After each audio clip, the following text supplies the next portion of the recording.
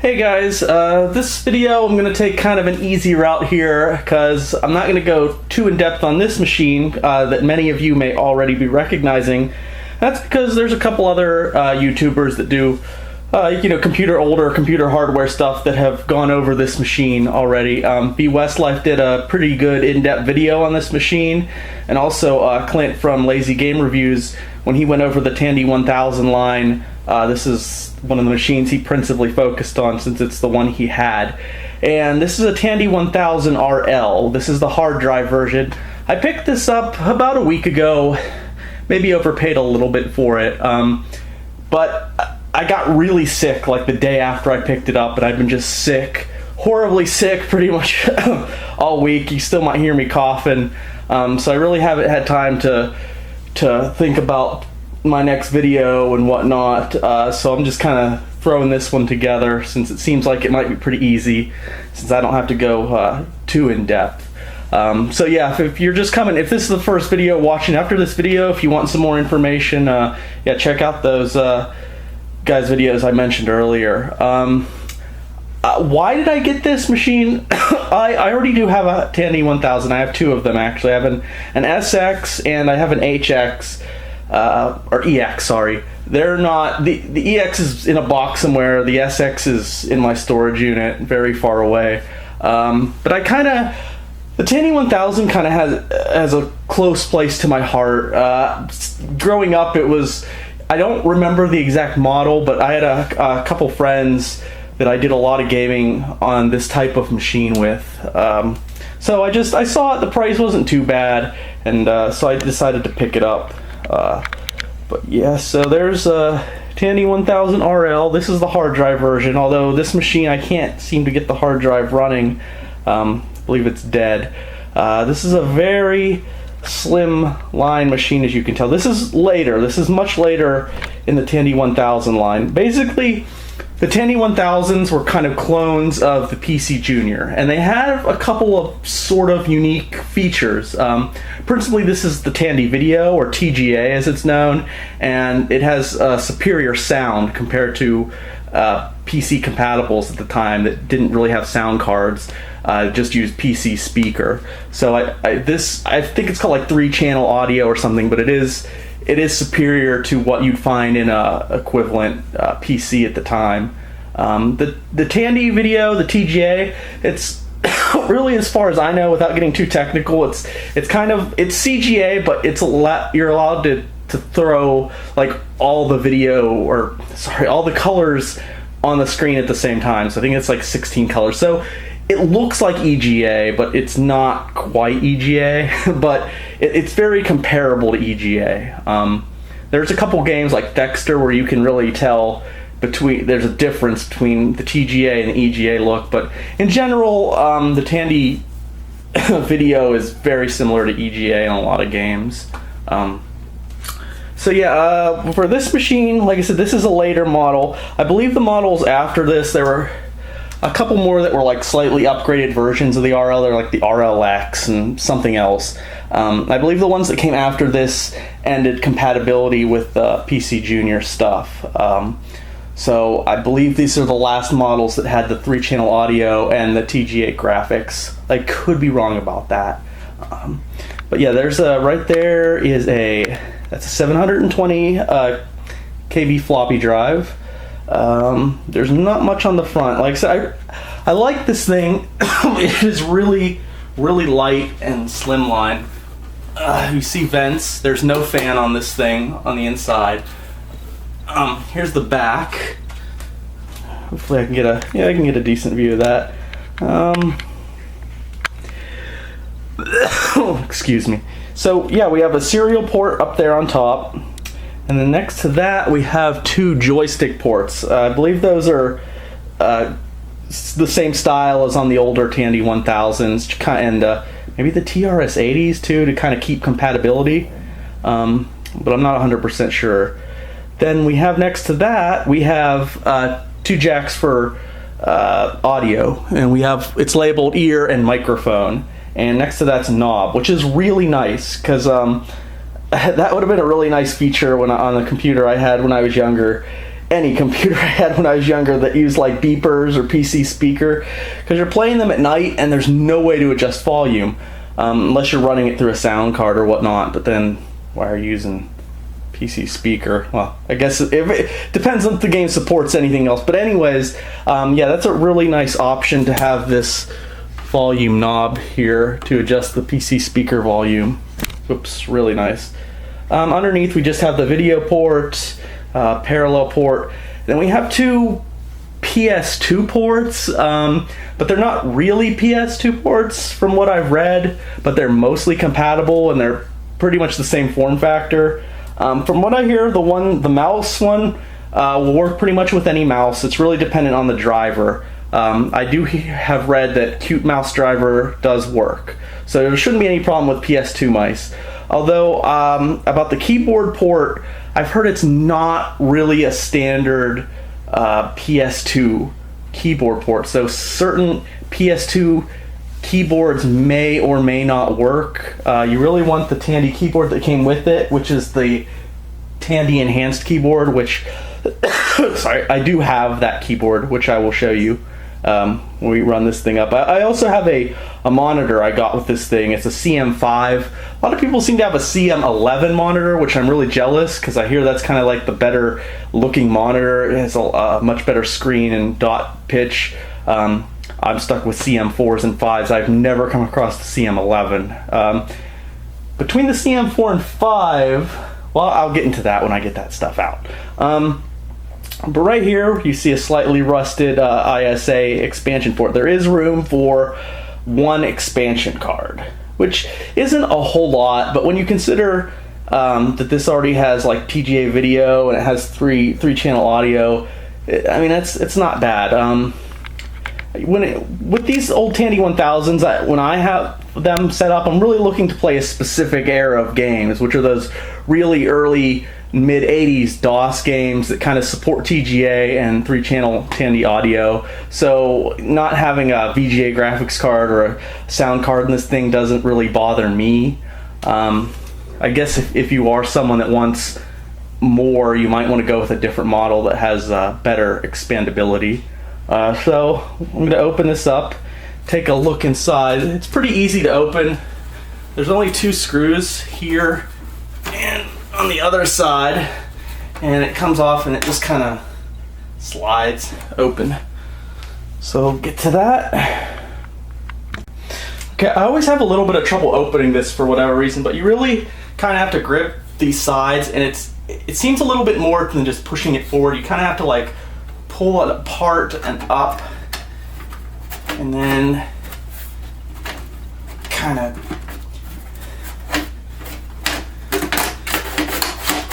just like kind of push it forward once it's up, and eventually it will pop off.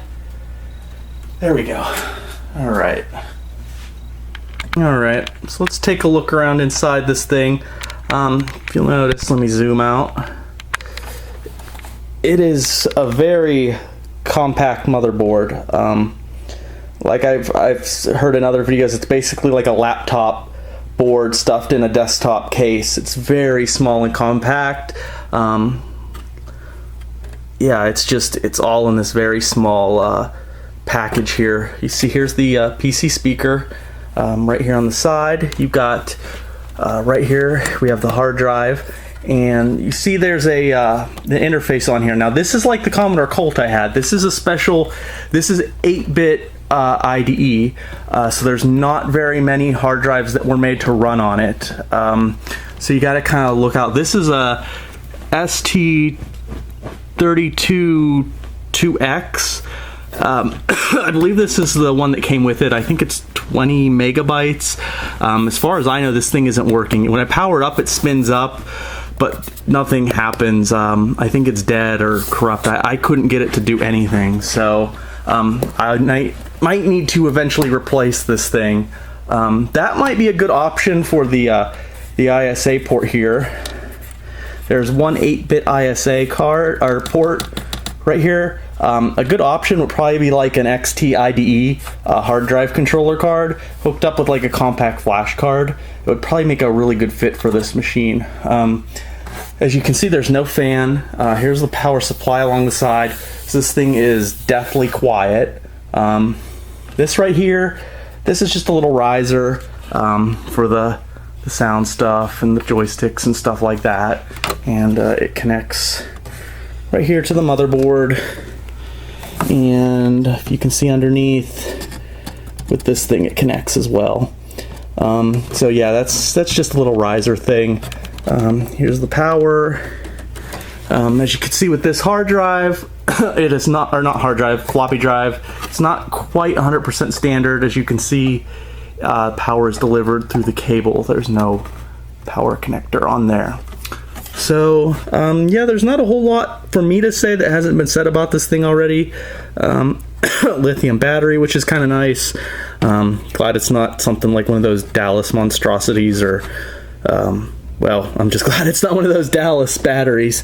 Here's the RAM on this thing. This model, now this model has 768 kilobytes total of memory, with 128 kilobytes being video memory. So that's pretty nice. That's pretty stacked for this era. Right here is the CPU, which is actually, it's an 8086. I don't know about this motherboard. I know sometimes they take, an 8086 is kind of like the big brother of the 8088.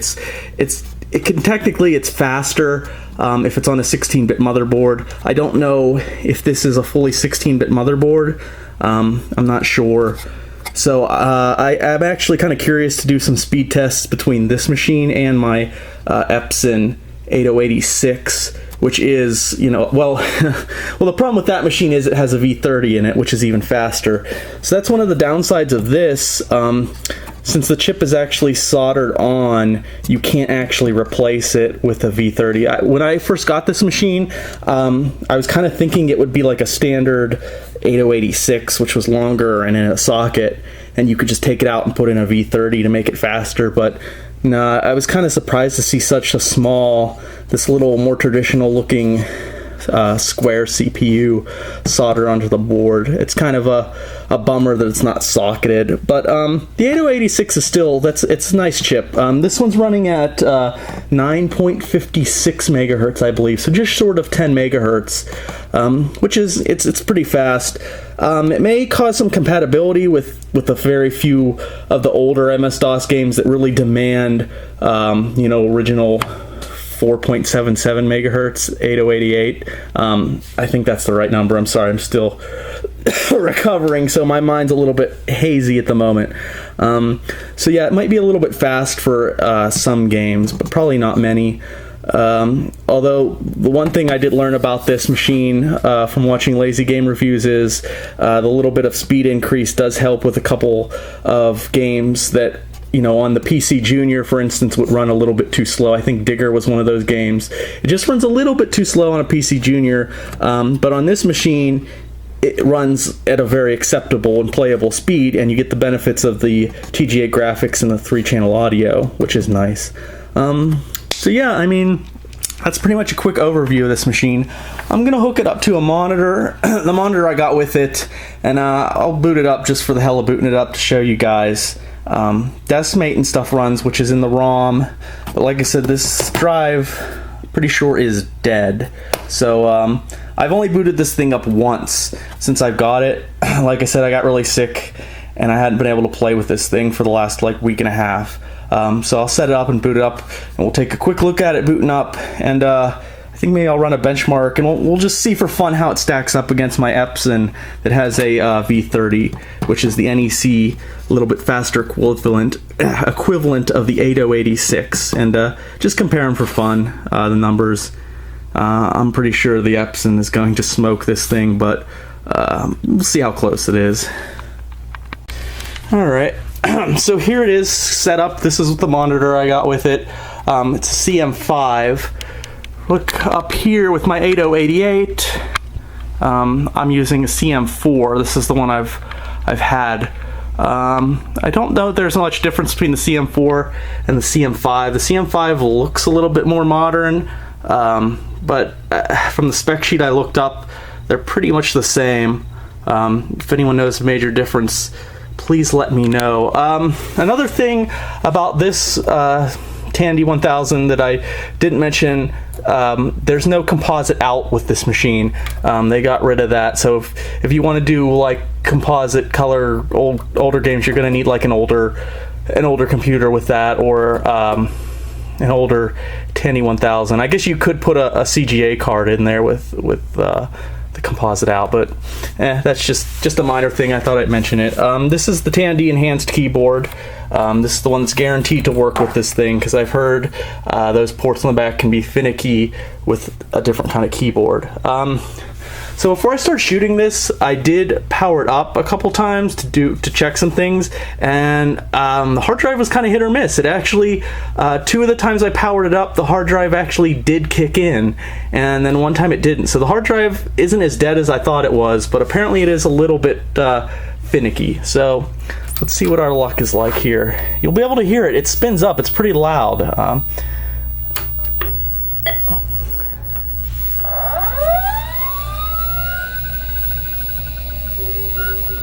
So there you can hear it. There's the BIOS, the post screen. And,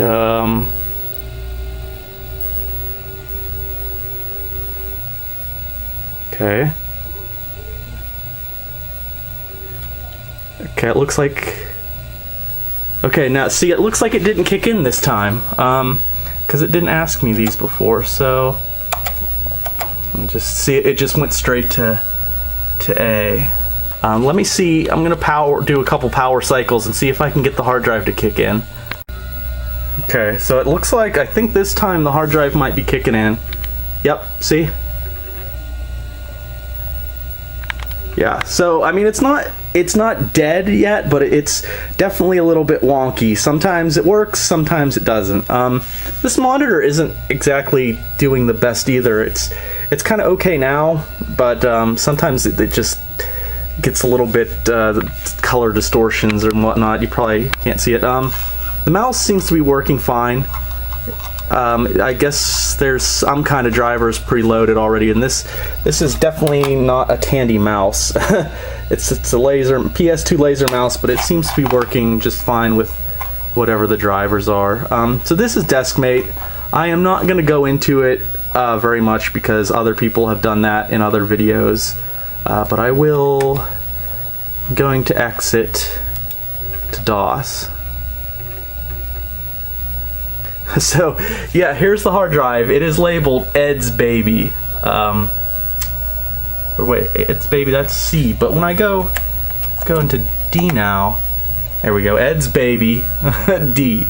So now I have a hard drive, and there's not much on it. I think that's the hard drive. Yeah, that's the hard drive. And then C. Oops. C.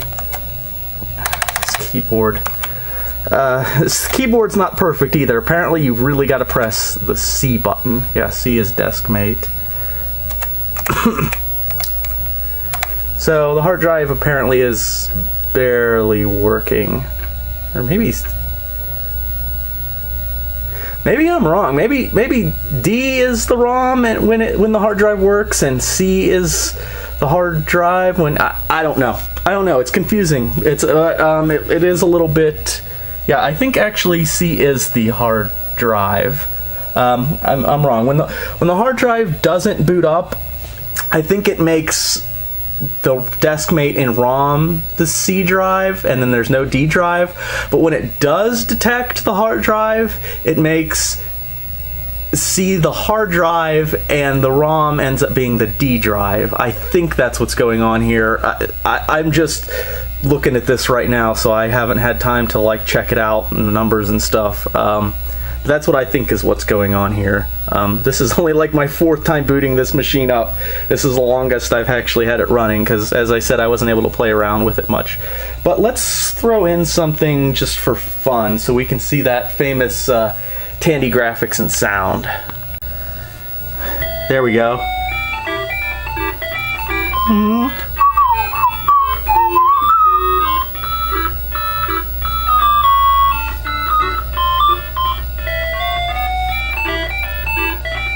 Yeah, that's... See, it looks like EGA, kind of. It's a lot better than CGA. Because this is not an EGA machine, so that's the Tandy graphics you're seeing there, and I believe that's the 3-channel audio, which is superior to regular PC speakers, so... This is usually the game I use to test it, just because it's always around and handy.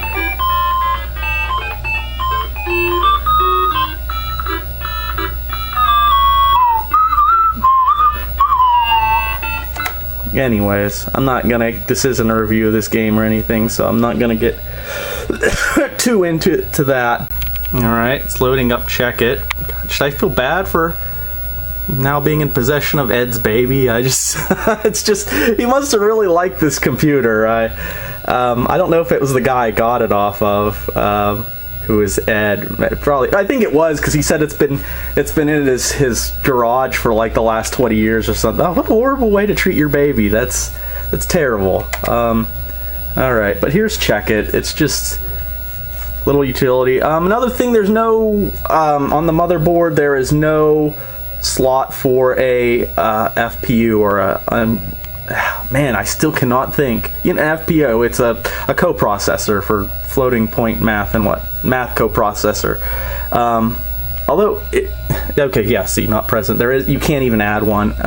Again, not a big deal. Very few games take advantage of that, so not a big deal at all.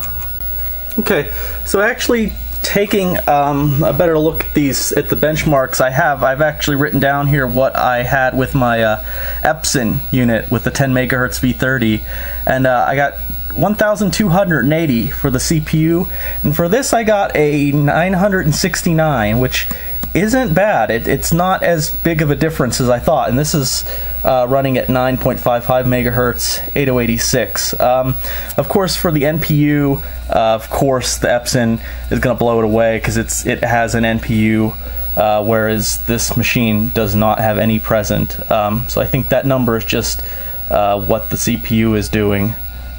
So you can't really compare there. Actually, for video though, the Tandy actually beat it with the synthetic benchmark. My Epson got 1,533 characters a second with its video test, and this one with the built-in video got 1,961 characters a second. So quite a bit speed difference there. So yeah, I'm a little surprised. This machine held up really well against my Epson, which is kind of considered an 8086 kind of beast of a machine. So yeah, the only thing I didn't write down here, I don't know if that was with the built-in video or if I was using a video card at the time, but since I didn't have anything written down, I'm assuming that's with the built-in video. So, which, yeah, that makes sense. So that's probably with the built-in video. So yeah, the video in the Tandy is a bit faster. So yeah, it's pretty close. Kind of surprised. So yeah, nice little machine. But anyways, yeah, that is the Tandy 1000 RL. That video actually went slightly longer than I thought it would. So that's it. So thank you for watching. Tandy RL, yeah, it's a pretty nice machine. I think I really want a Tandy in my lineup for playing those certain games that use, when the best option is Tandy video and that 3-channel audio. So I need to find a place in my set. This is really small though, so I shouldn't have a problem. I'm thinking maybe I'll put it under there where the Commodore Colt is and just wire it up and around to that monitor and have to be able to switch it back and forth between when I'm using that and then using the Tandy, depending on the game. So yeah, cool. Again, thanks for watching this video.